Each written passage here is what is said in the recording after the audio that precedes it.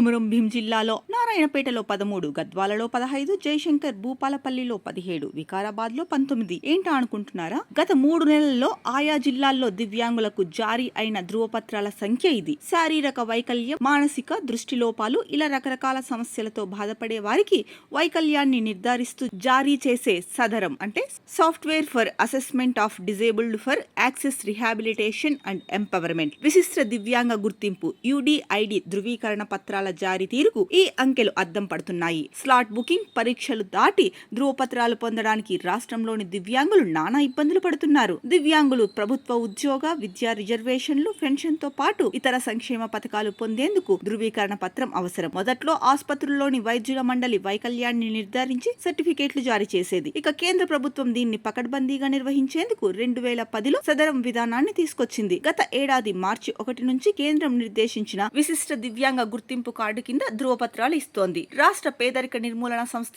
ఆధ్వర్యంలో 21 వైకల్యాలకు సంబంధించి 38 జిల్లా, కేంద్ర బోధన ఆసుపత్రుల్లో శిబిరాలను ఏర్పాటు చేసి పరీక్షలు నిర్వహిస్తున్నారు. ఇక శిబిరాల నిర్వహణ సజావుగా జరగడం లేదు. మీ సేవలో స్లాట్ నమోదు అనంతరం వెంటనే ఆసుపత్రి పేరు, కేటాయించిన తేదీ, సమయం తెలపడం లేదు. స్పెషలిస్టులైన వైద్యుల కొరత ఉంది. దీంతో వారు అందుబాటులో ఉన్నప్పుడు ఫోన్ చేసి సమాచారం ఇస్తున్నారు. ఇక శిబిరాల్లో IT సదుపాయాలు సరిగా లేకపోవడం, కంప్యూటర్ ఆపరేటర్ల కొరత వల్ల నమోదులోనే జాప్యం జరుగుతోంది. పరీక్షల అనంతరం ముగ్గురేసి అధికారుల డిజిటల్ సంతకాలకు ఆలస్యం అవుతోంది. ఇక రాష్ట్రంలో మార్చి నుంచి ఇప్పటి వరకు 486 శిబిరాల్లో 16,842 మందికి స్లాట్ బుకింగ్ లభించగా అందులో కేవలం 3,303 మందికి మాత్రమే పరీక్షలు నిర్వహించారు. ఇక 1,455 మందికే ధృవీకరణ పత్రాలు వచ్చాయి.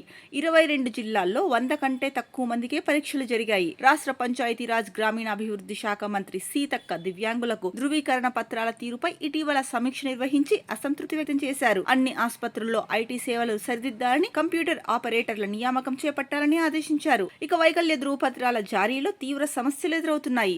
సత్వరమే పరీక్షలు నిర్వహించి నిర్ధారణ అనంతరం వెంటనే వాటిని జారీ చేసే విధానం తీసుకురావాలని అఖిల భారత దివ్యాంగుల హక్కుల వేదిక అధ్యక్షుడు నాగేశ్వరరావు కోరారు.